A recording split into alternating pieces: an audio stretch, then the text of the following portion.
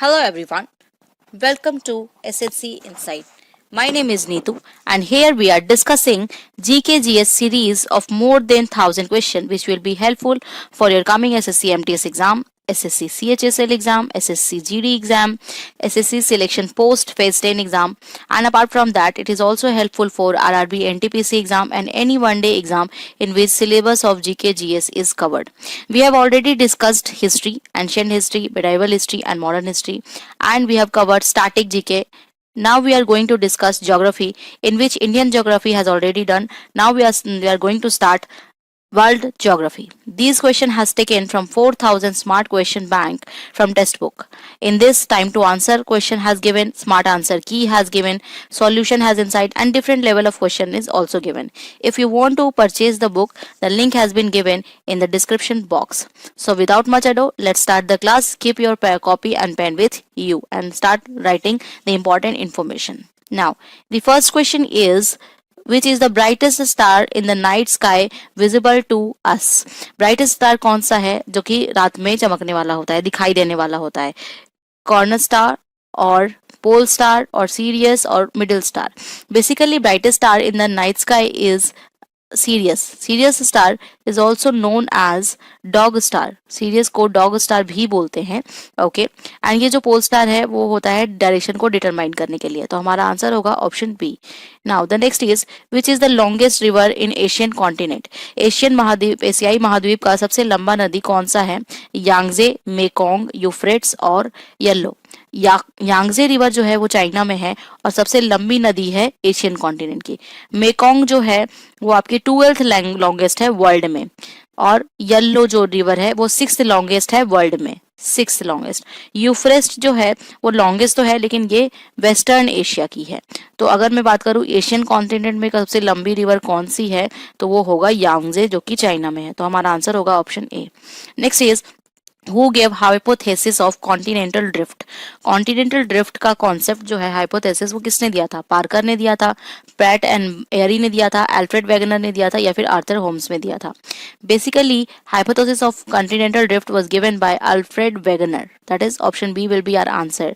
सो continental drift का मतलब होता है कि कॉन्टिनेंट फॉर्म होते हैं. पहले उसका इस हाइपोथेसिस में ये बताया गया था कि इनिशियली एक सिंगल कॉन्टिनेंट था जिसका नाम था पेंजिया. पेंजिया नाम था जो कि सराउंडेड बाय ओशियन था और उसका नाम था पैंथेलेसा. ओके, सो पैंथेलेसा ये रहा, और ये जो पेंजिया है बाद में दो पार्ट में टूट गया, एक लोरेशिया में और एक गोंडवाना लैंड में. तो ये इनकी थेसिस है जो कि अल्फ्रेड वेगनर ने दी है. Okay, now the next is, which of the following planet does not have natural satellite? कौन सा ऐसा प्लैनेट है जिसका नेचुरल सैटेलाइट नहीं है, ये आपको बताना है. ओके, सो नेचुरल सैटेलाइट किसका नहीं है? मार्स का तो है, जुपिटर का भी है, अर्थ का मून है, और वीनस का नेचुरल सैटेलाइट नहीं है. तो हमारा आंसर हो जाएगा ऑप्शन डी. ओके, यानी कि शुक्र हमारा आंसर हो जाएगा वीनस. अगर मैं वीनस की खासियत के बारे में बात करूं तो वीनस को मॉर्निंग स्टार या फिर इवनिंग स्टार के नाम से जाना जाता है, और इसको अर्थ के ट्विन सिस्टर के रूप में भी जाना जाता है. और ये वीनस जो है वो ब्राइटेस्ट प्लैनेट के नाम से भी जाना जाता है, क्योंकि मर्क्यूरी के बाद वीनस ही है जो कि ब्राइटेस्ट कहलाता है. इसका कोई भी अपना नेचुरल सैटेलाइट नहीं है. ओके, नेक्स्ट क्वेश्चन में जाने से पहले आपको एक बार रिमाइंड कर दूं, हम डेली स्टडी मटेरियल्स प्रोवाइड करते हैं हमारे Telegram channel, app, website and Facebook page पर. कोई भी एक सोर्स को यूज करके आप वो डेली स्टडी मटेरियल्स डाउनलोड कर सकते हैं, वो डेली बेसिस पे सॉल्व करिए. जैसे कि अगर आप हमारे वेबसाइट से डाउनलोड करना चाहते हैं तो हमारा जो वेबसाइट है bookpicker.in, let's pick the right one. ये हमारा वेबसाइट है.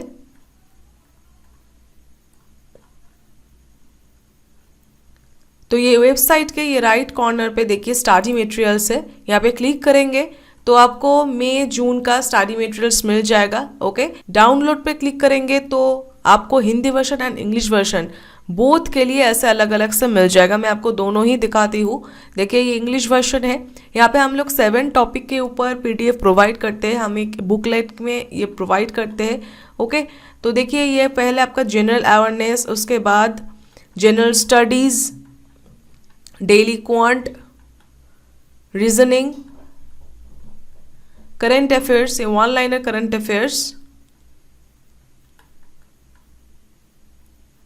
Static GK one liner and daily vocab.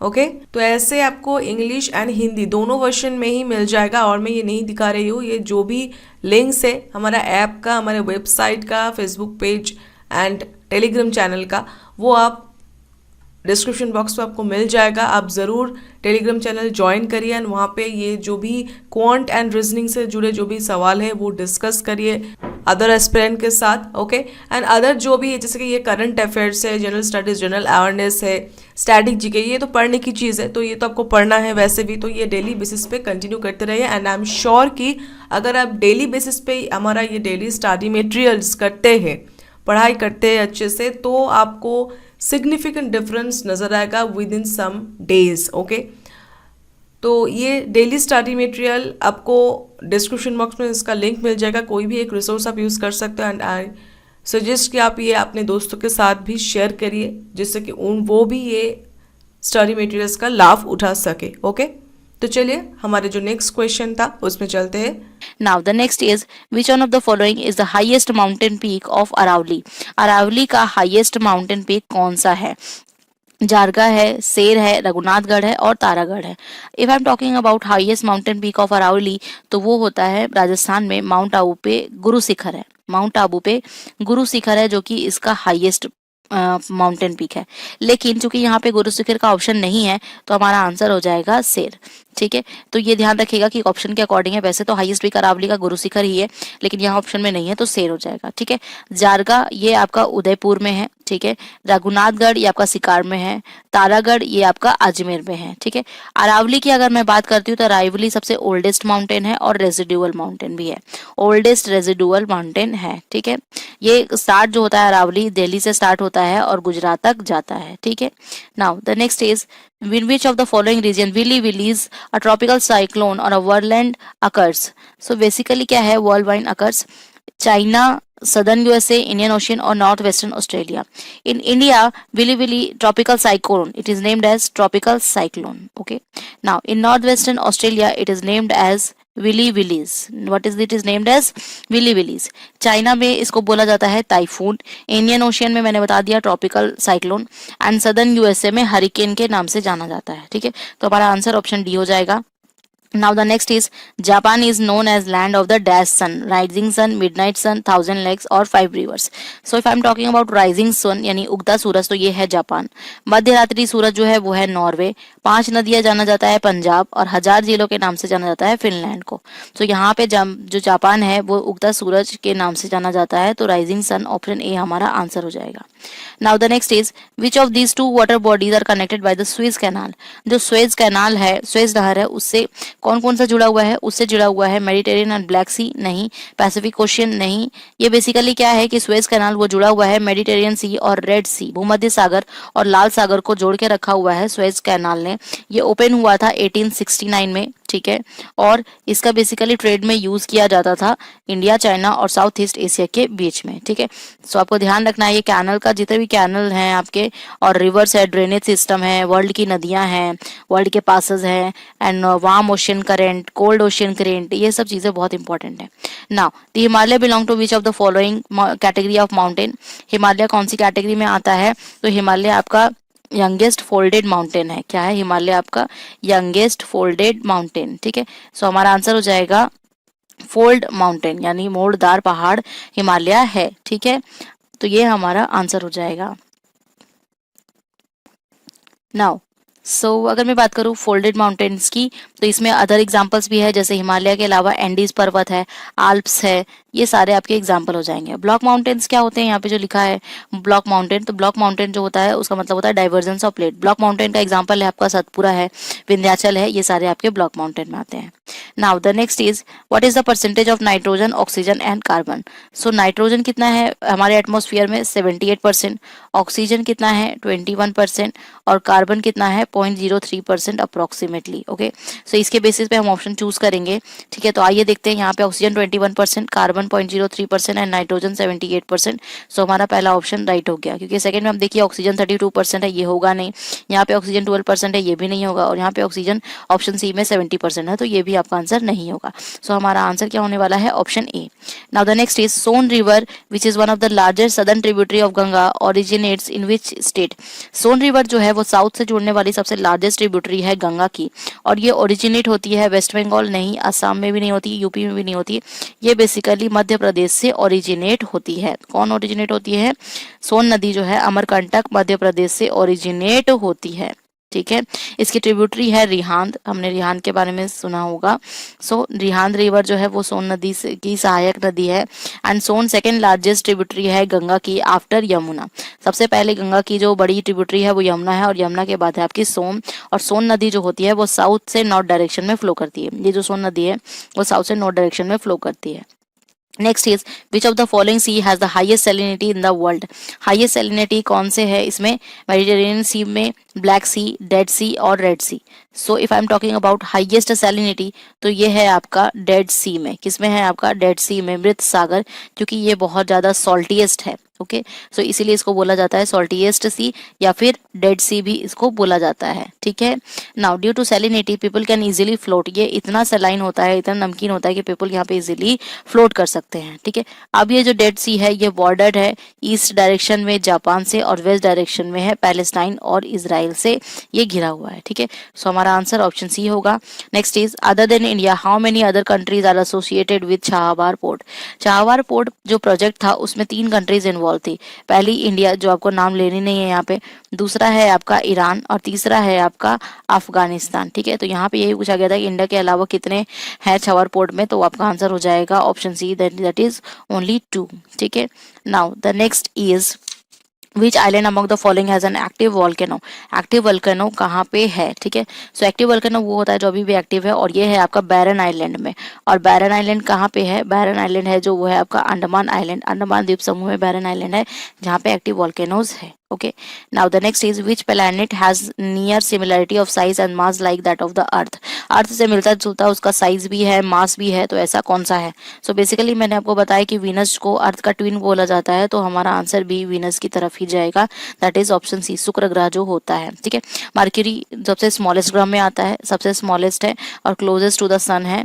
Okay, Mars को रेड प्लैनेट के नाम से भी जाना जाता है। किसके नाम से जाना जाता है? Red planet. और जुपिटर सबसे बिगेस्ट प्लैनेट है। ठीक है, तो यहाँ पे सिमिलरिटी ऑफ साइज और मास की बात करें तो वीनस हमारा आंसर हो जाएगा। Right, now the next is which of the following state does not share its boundary with Bangladesh. अब देखिए यहाँ पे आपको मैप मन में होना चाहिए, आपके अगर दिमाग में, माइंड में मैप नहीं है तो आपका गलती होने के पूरे पूरे चांसेस बनते हैं। ठीक है, बांग्लादेश की अगर मैं बात करूँ तो ये बाउंड्री शेयर करता है आपका, सबसे पहले तो वेस्ट बंगाल के साथ करता है, फिर मेघालय के साथ करता है, फिर आसाम के साथ, फिर नागालैंड, मिजोरम के साथ, और उसके बाद वो करता है त्रिपुरा के साथ। ठीक है, मिजोरम, त्रिपुरा, वेस्ट बंगाल, मेघालय और आसाम के साथ करता है। ठीक है, तो यहाँ पे पूछा गया कौन सा नहीं है, तो आपको दिख रहा है कि मणिपुर इसकी बाउंड्री से टच नहीं करता है। ठीक है, आंसर जो हो जाएगा वो मणिपुर हो जाएगा। ओके, बांग्लादेश की करेंसी होती है टाका और उसकी कैपिटल जो है वो है Dhaka.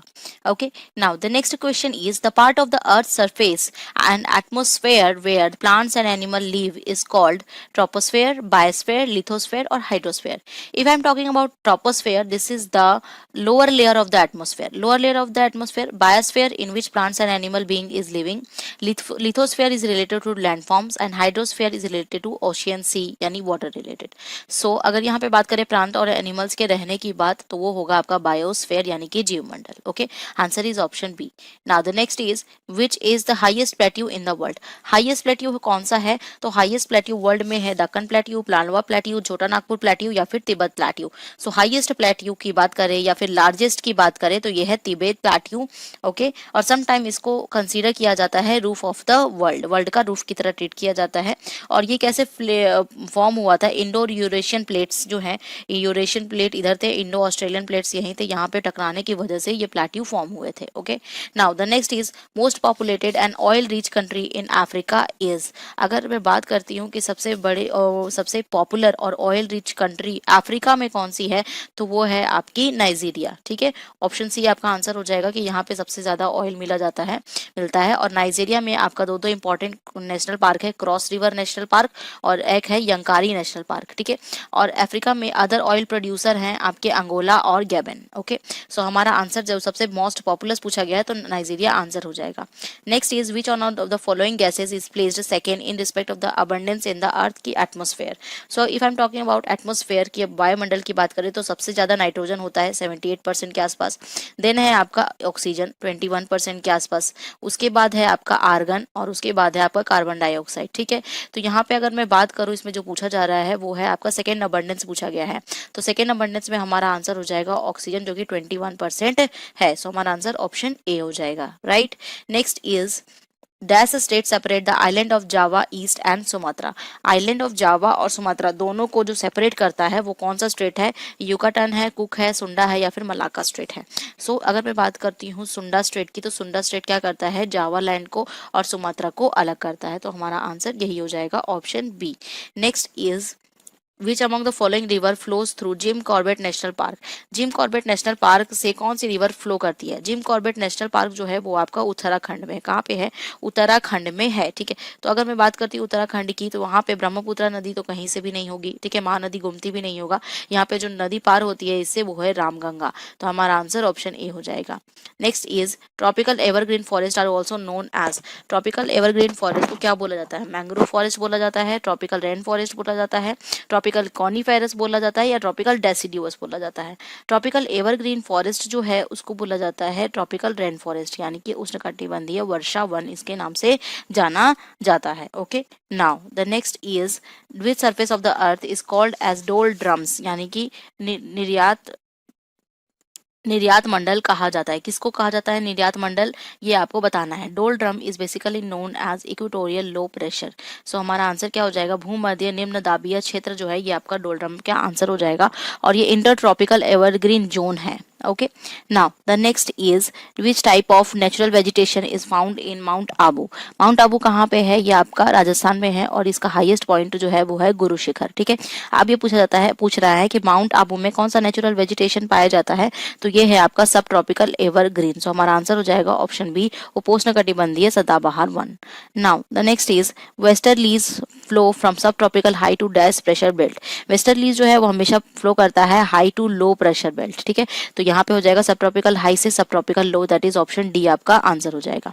Next is Which type of dunes are found in Drishadvati river valley in Thar desert of Rajasthan. कौन सा ड्यून पाया जाता है राजस्थान के दृशद्वती रिवर के पास, दृशद्वती रिवर के पास थार डेजर्ट में कौन सा ड्यून पाया जाता है, longitudinal dunes, parabolic dunes, barchan dunes या फिर star sand dunes. So Drishadvati के पास जो पाया जाता है वो है स्टार सैंड ड्यून्स, यानी कि बालू के टीले पाए जाते हैं। ठीक है, और ड्यून को ड्यून सिस्टम भी कहा जाता है। Next is the duration of monsoon in India extends for on an average period of. ये जो मानसून होता है नॉर्मल मानसून या फिर इसी को रेनी मानसून भी कहा जाता है, मानसून या फिर रेनी मानसून, ये ऑन एन एवरेज 100 से 120 दिन के आसपास होता है। अगर मैं ड्यूरेशन की बात करूँ तो जून से लेकर आप सितंबर तक मान लीजिए।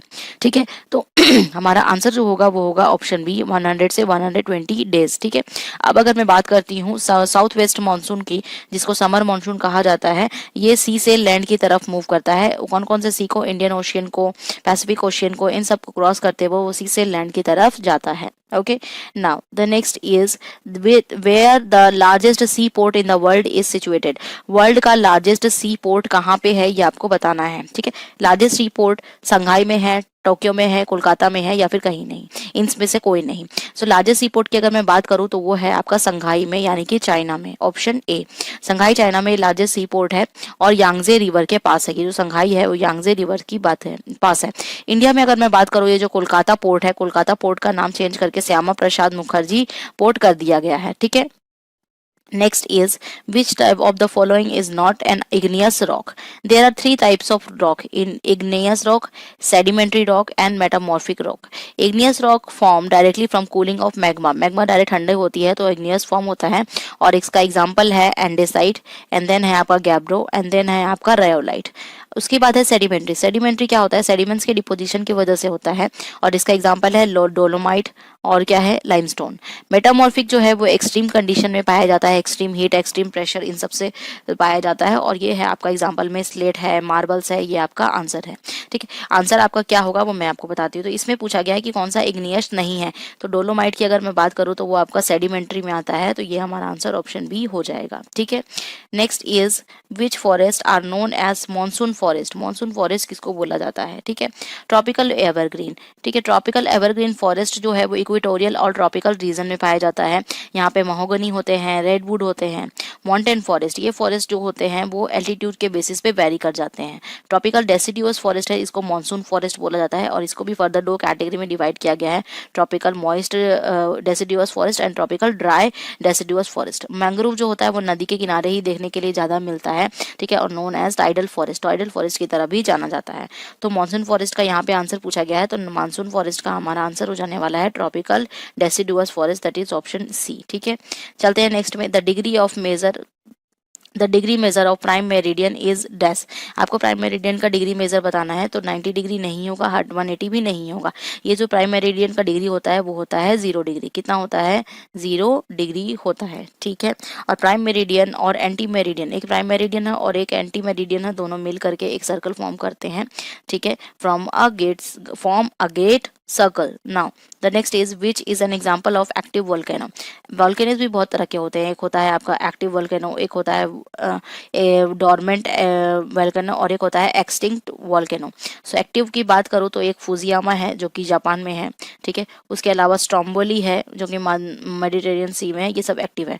डोरमेंट की बात करूँ तो ये है विसुवियस, और है आपका माउंट काटमाई अलास्का, ये सब डोरमेंट हो गया। ठीक है, उसके बाद आता है एक्सटिंक्ट। एक्सटिंक्ट जो है वो कौन सा है? ये आपका किलिमंजारो। किलिमंजारो एक्सटिंक्ट हो चुका है। तो यहाँ पे आपसे एक्टिव वोल्केनो के बारे में पूछा गया है, तो यहाँ पे हमारा आसान हो जाएगा आंसर स्ट्रोम्बोली इन मेडिटेरेनियन सी।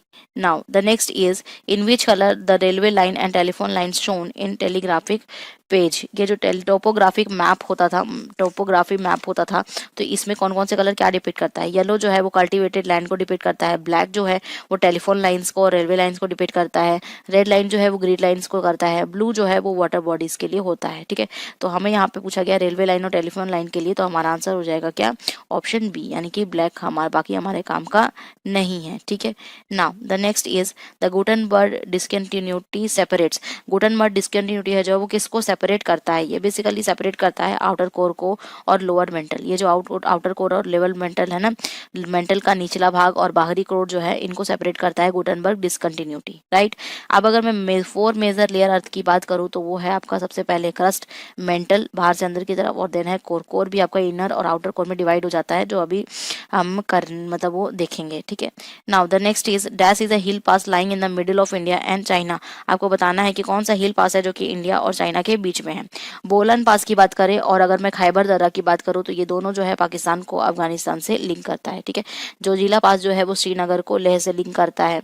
ठीक है, काराकोरम पास जो है वो जम्मू कश्मीर को चाइना से जोड़ता है। ठीक है, तो यही पूछा गया है आपको कि in the middle of India and China, तो हमारा आंसर हो जाएगा काराकोरम पास, और ये जो है वो हाईएस्ट पास है। ठीक है, now the next is, what is the total number of Jones in Brazil? कितने टाइम जोन है ब्राजील में? तो ब्राजील की अगर मैं बात करूँ तो ब्राजील में 4 टाइम जोन है। इंडिया में तो केवल एक ही है। अगर मैं रशिया की बात करूँ तो 11 है, उत्तराखंड की बात करूँ तो 9 है। ब्राजील में टाइम जोन पूछा गया है, तो वह ब्राजील में कितना होता है? टाइम जोन 4 होता है। Now the next is, which of the following city is nearest to the equator? Equator के नजदीक में कौन सा आपका आता है वो आपको बताना है, कौन सी सिटीज आता है।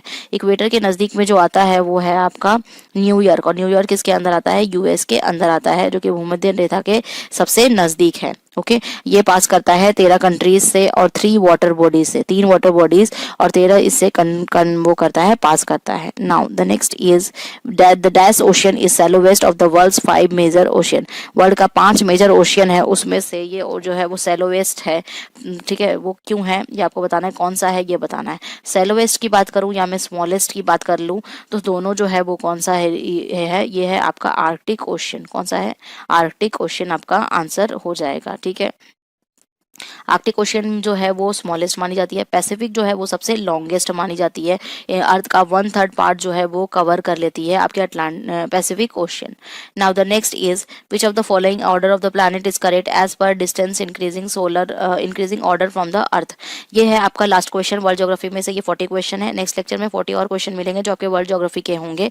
ठीक है, so keep watching this videos और अपना नोट्स बनाइए और उसको रिवाइज करते रहिए टाइम टू टाइम। ठीक है, अगर मैं इंक्रीजिंग ऑर्डर की बात करूँ तो वहां पे आपका आंसर हो जाएगा मार्स, देन आपका होगा Venus, Mercury and then Jupiter.